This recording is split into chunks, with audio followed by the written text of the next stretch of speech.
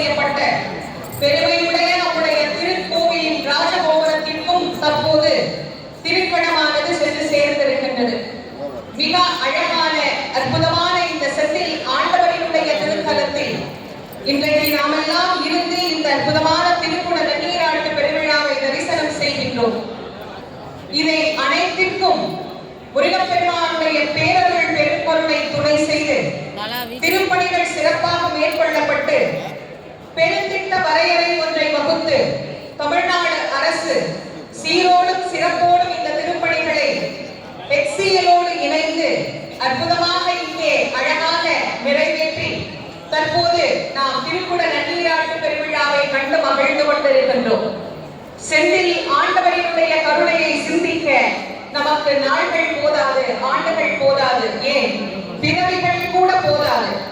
இதோ அலைக்கடல், அந்த அலைக்கடலிலே ஆதித்தன் உதயமாகின்ற நேரம், அந்த உதய பொழுதிலே நம் எல்லோருக்கும் கண்ணுக்கு குளிர்ச்சியாக நம் கந்த கடவுளின் திருக்குட நன்னீராட்டு பெருவிழாவை முழுமையாக நாம் காணுகின்ற சூழலையும் முருகப்பெருமான் நமக்கு அமைத்து தந்திருக்கிறார். இதை விட நமக்கு வாழாம் கவர்கின்ற வகையில் நம் கந்த கடவுள் இன்றைக்கு நம் கண்முன்னே காட்சி தந்து கொண்டிருக்கின்றார். விமானத்திலே பூஜைகளானது தொடங்கப்படுகின்றது. இந்த திருத்தலத்திலே வந்து முருகப்பெருமானின் பக்தர்கள் மட்டும்தான் வழிபட்டார்கள் என்று நாம் எண்ணக்கூடாது.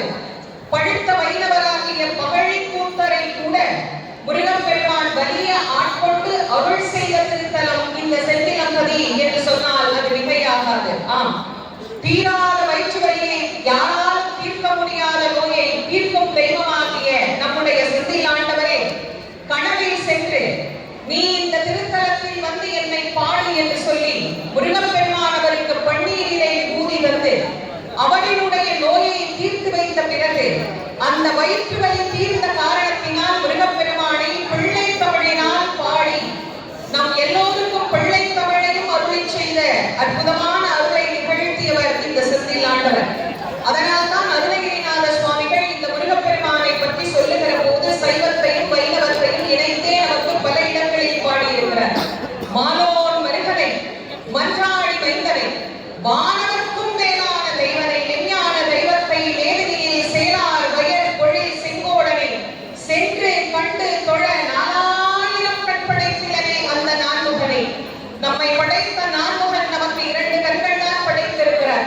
4000 கண் கொடுத்திருந்தா நாம முருகனை எவ்வளவு அழகா பார்க்கலாம்னு அருணகிரிநாத சுவாமிகள் வருத்தப்பட்டார்.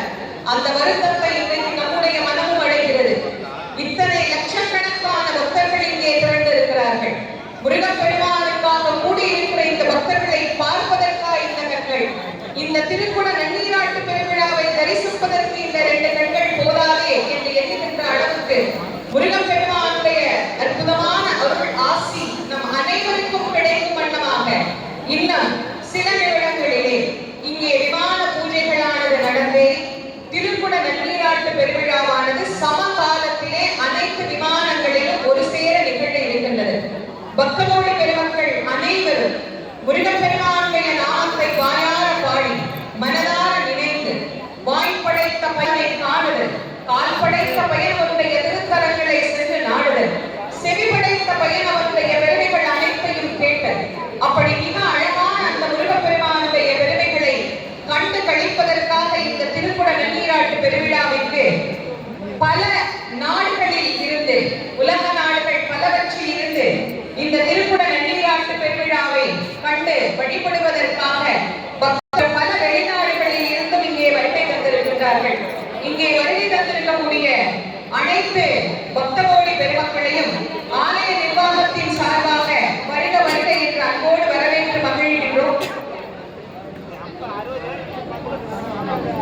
இந்த அழகான திருக்குட நன்னீராட்டு பெருவிழாவிலே நாம் சீரோடும் சிறப்போடும் இத்தனை அழகாக இந்த கும்பாபிஷேக பெருவிழா